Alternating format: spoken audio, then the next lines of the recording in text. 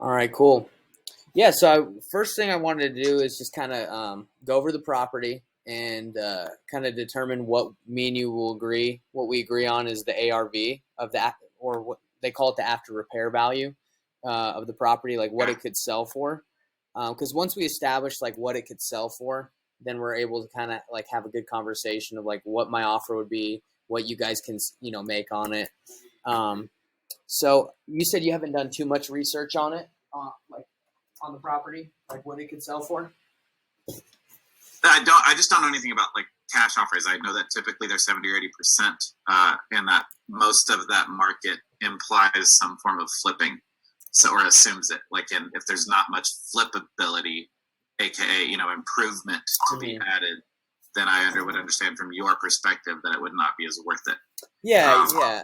At that point, if the house doesn't really need that much work, its best option for you is just to list it with a real estate agent or sell it yourself for sale by owner. I mean, yeah, we still buy turnkey properties from people that just don't want to deal with it, but they still give us a good enough deal. And I'll show you in the analyzer that we have, like a little spreadsheet, like at what point if we still it's still beneficial for us to buy, even if the house isn't turnkey, like it doesn't need any work. Does that make sense?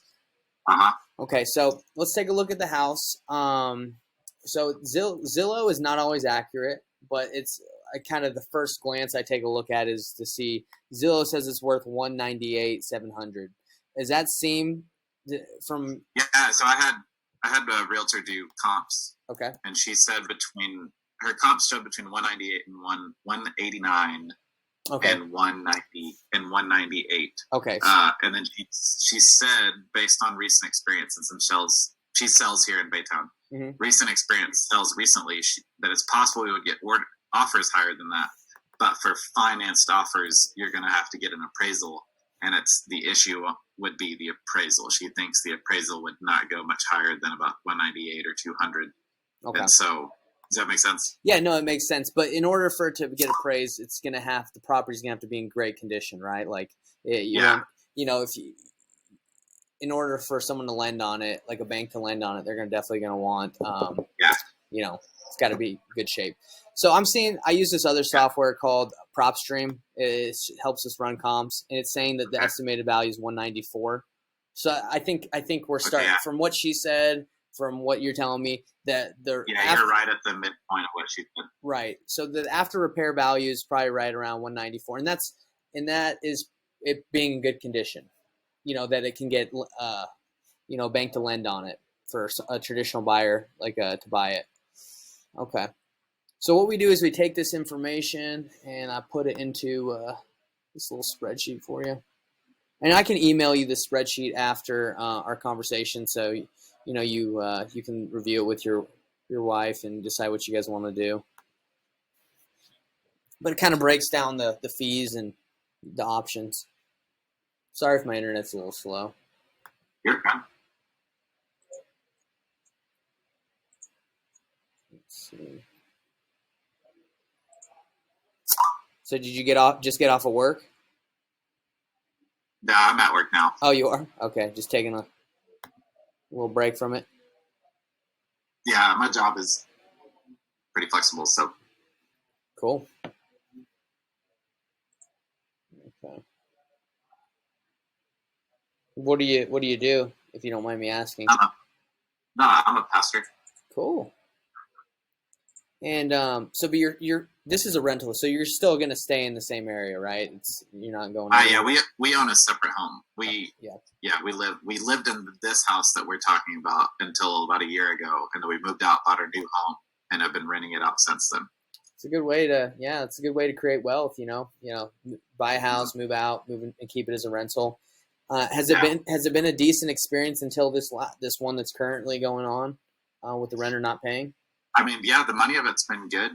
Like we don't like, but it's just this eviction stress, and yeah, this is like really stressful because there's this kind of a catch-22. There's government protections from eviction, but our tenant has refused to sign up for the government, Relief the federal program. aid Yeah. for rental assistance. Yeah, and so and that's been when she does that and she's unwilling. And we've even done payment plans for her, and then she misses the payment plan. So it's just been, yeah, that's not fun at all. To obviously from her end, like being evicted would suck.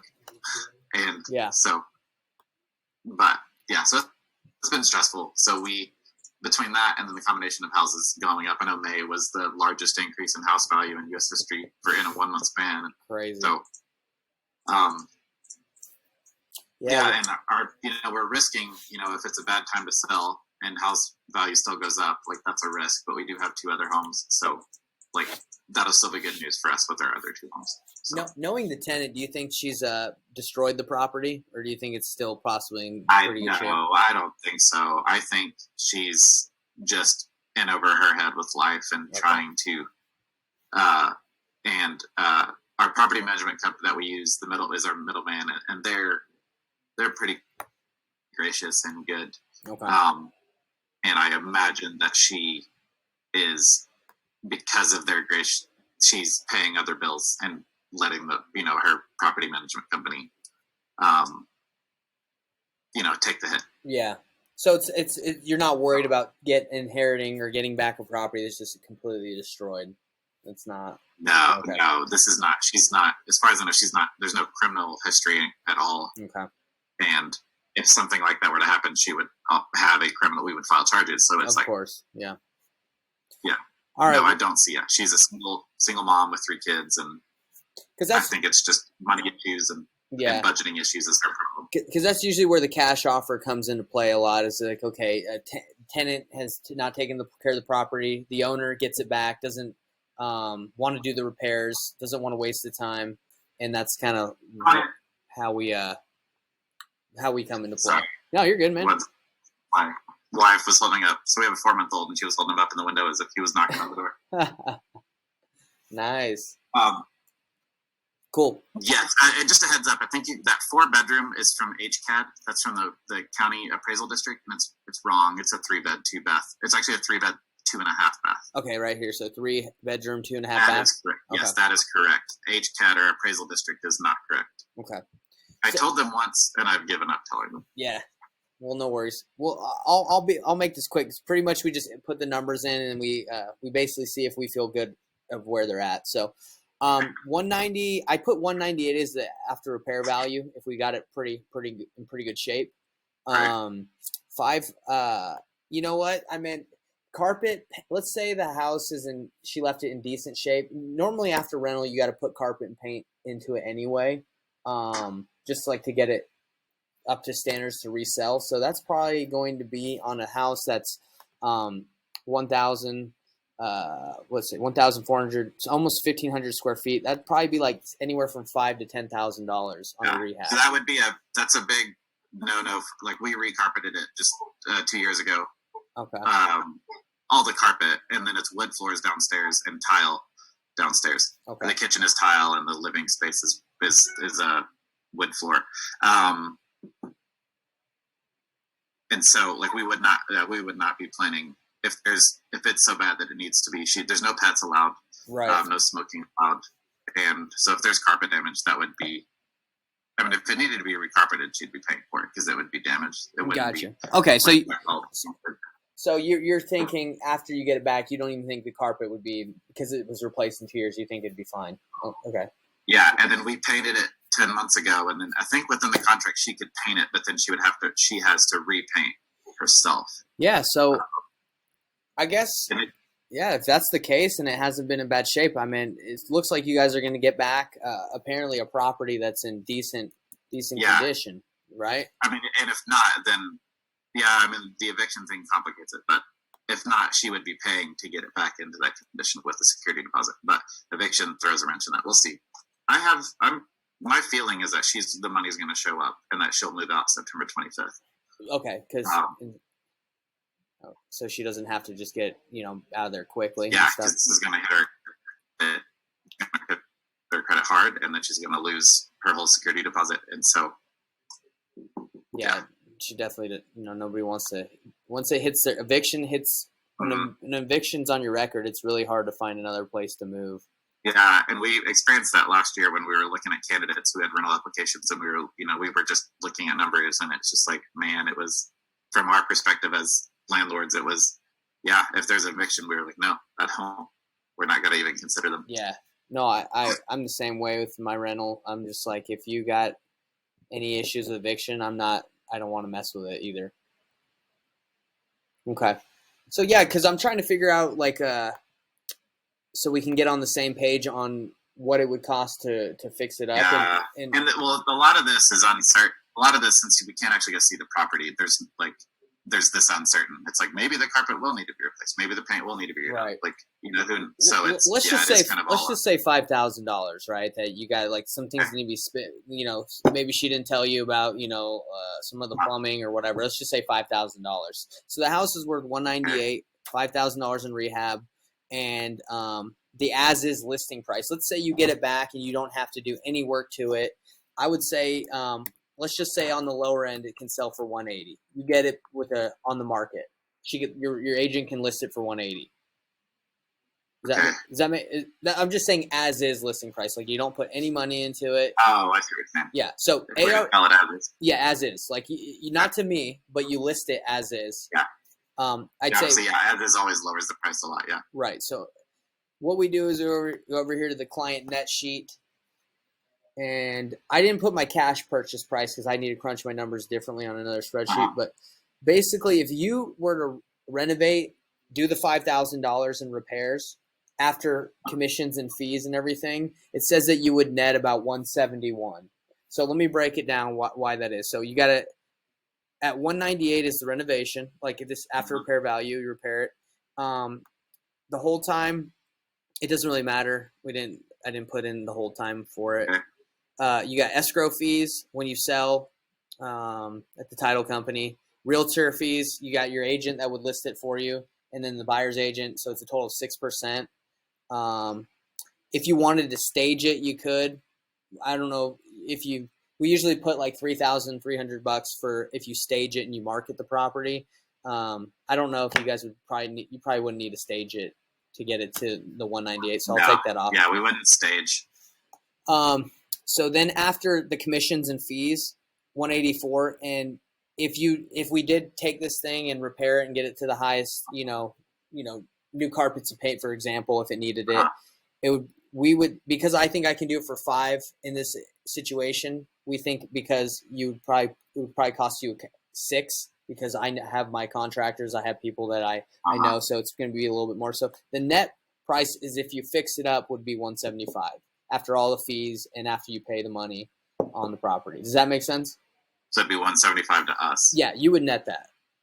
And if you have a mortgage, then obviously subtract the mortgage from what you would net. Our payoff is. So 175.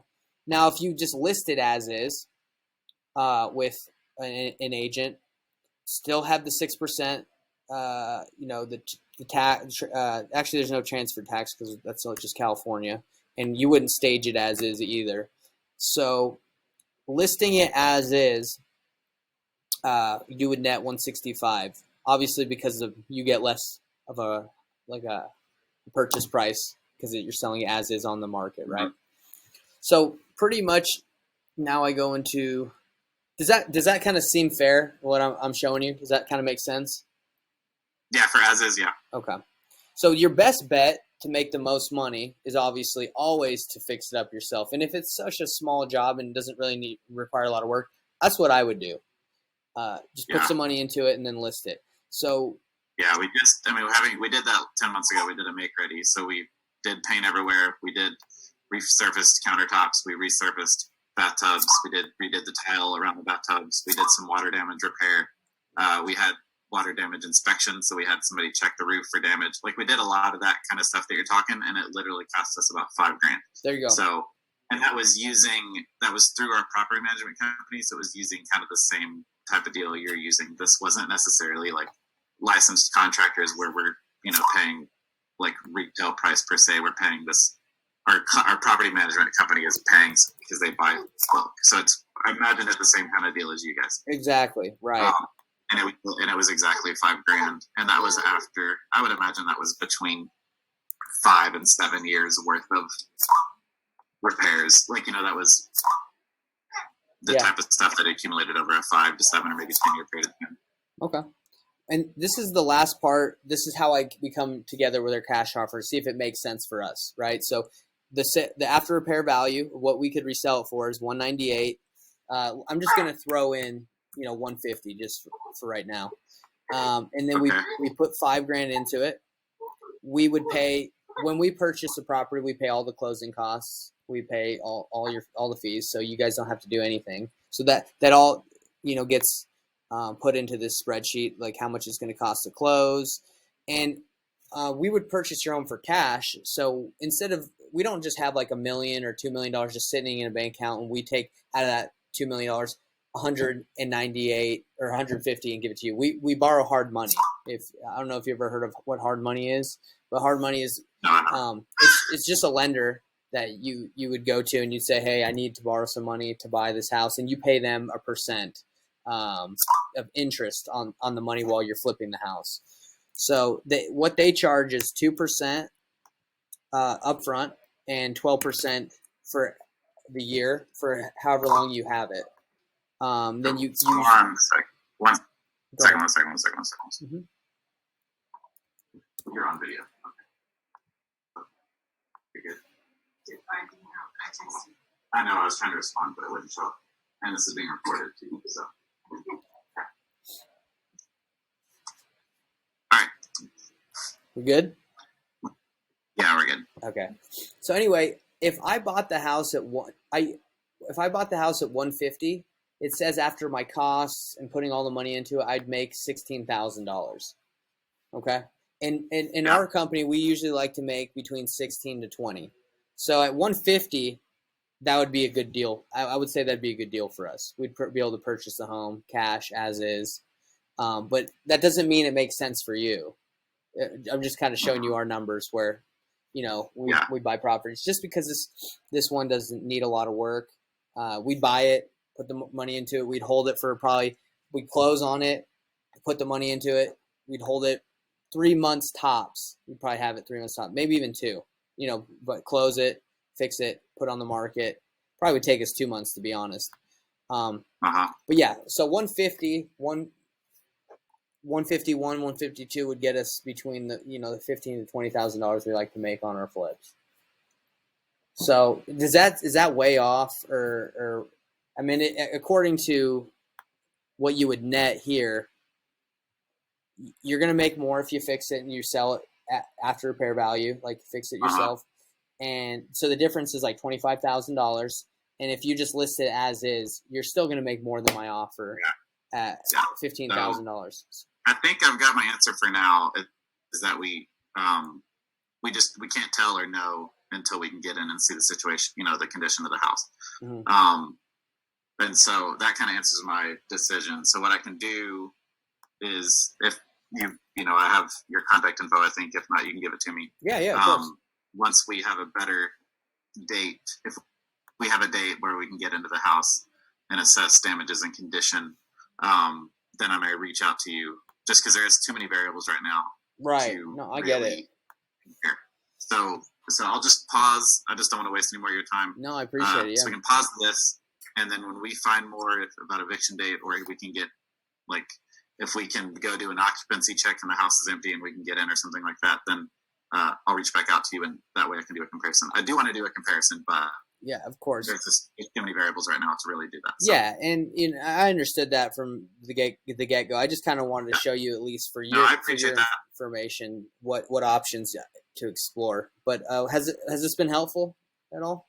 Yeah, it has, and yes, it has. And also, I'm just kind of being able to see it through your lens as far as a situation like this where it's an as is. But if we're not going to do an as is, just because I have a really good idea of the condition of the house, mm-hmm. and I know this lady well enough to where she hasn't lit the place on fire. Well, that's great. That's great news. And you said you have an agent that you feel comfortable with, but you would mind using someone else if she was too busy. Is that right? Yeah, she's offered her help so far, but it's the reason we use her is we were using somebody else that she works with at the same realty company for a previous purchase. But that person, when we came around for our last house purchase, that person was way, way, way busy. So we got referred over. Okay. Well, and so that's kind of why I say that. Yeah, because the only reason I bring that up is when we sell our properties that we fix up in the area, we have a couple agents that we work with that are really good. So I usually refer, if you want to interview more people and see who you feel more comfortable working with, we could refer you to one of the top agents. Throw that to me. If you can, throw that to me in an email. Okay. Yeah, definitely love to do that. But yeah, to me, it seems like until we see the condition of the property, we won't really know. But it seems like listing it might be a good option for you. From you telling me it's not that bad. Yeah, we'll see. If something changes, it would be bad news for us. But when can I follow up with you? By the way, I have a way. I think I have a way to reach out to you, but maybe a month from now. Okay, I can do that. So, yeah. So I'll send you an email with this if you want to review it in the future. I'll send a PDF for you, and I'll follow up with you in a month. And you can reach out to me if you need anything. I'll also send you the agent we work with, his contact info, so you can reach out to him. Okay. All right. Sounds good. Hey, Cletus, right. I really appreciate your time. Thanks for taking some time to chat with me. All right. You too. Have a good one. Bye.